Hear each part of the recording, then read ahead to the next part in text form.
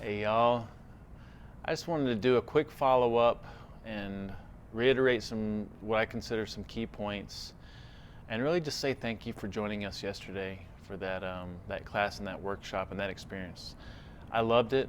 I love all this stuff. I mean, I'm living the dream. I really am. Having a chance to get out here and tinker around with this stuff and then share what I learned with other people. I just couldn't ask for anything better. But thank you for coming and experiencing that with us. And your involvement, your participation makes things better for future iterations, because every time we do this, we learn something.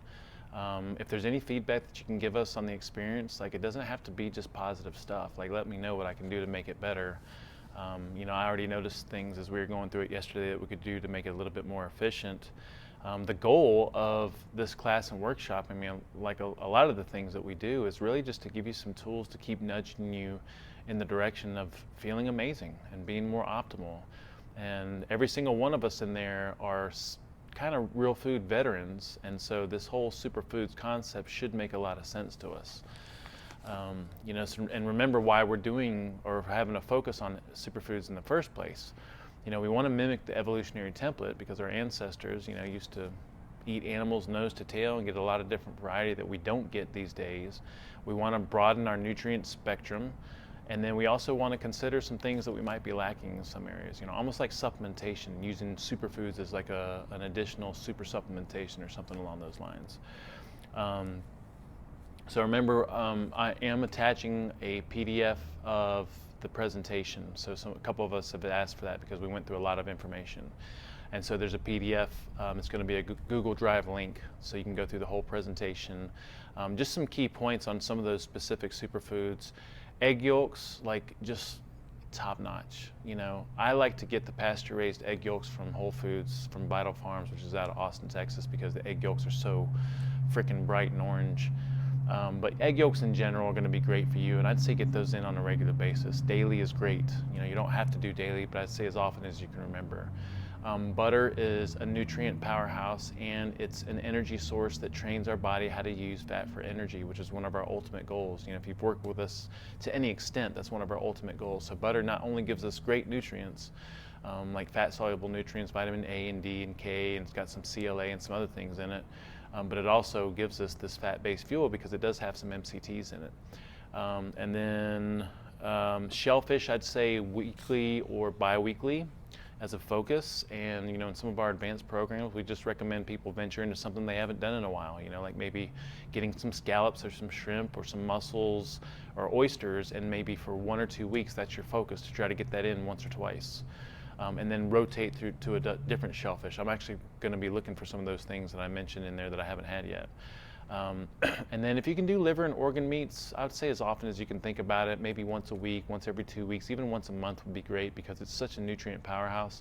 You're giving your body such a big boost in those nutrients that doing it punctuated is actually going to be more mimicking of the evolutionary template than having it too often.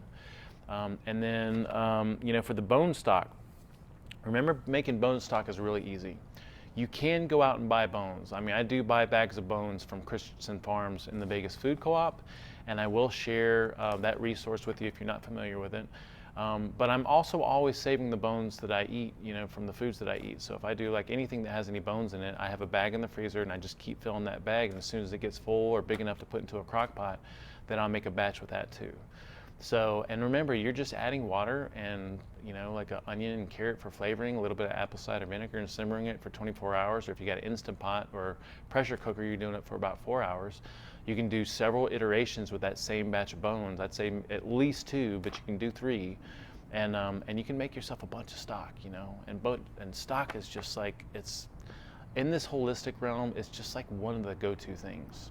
And making it yourself, I think, is way more cost effective, because if you buy it anywhere else, like, you're just paying through the roof. So, and then on the kombucha, so I don't know if I was reading everything right in there. Like, we should get really excited about that. When you go into Whole Foods and you buy like the GTs and the Synergy, and you're paying like $4 for this little 16-ounce bottle, like, that's exactly the stuff that we learned to make in here. And they all have that gross little SCOBY associated with it, but they just don't bottle that SCOBY, just like you're not going to bottle the SCOBY. So just understand it comes from that. And it's a beautiful thing.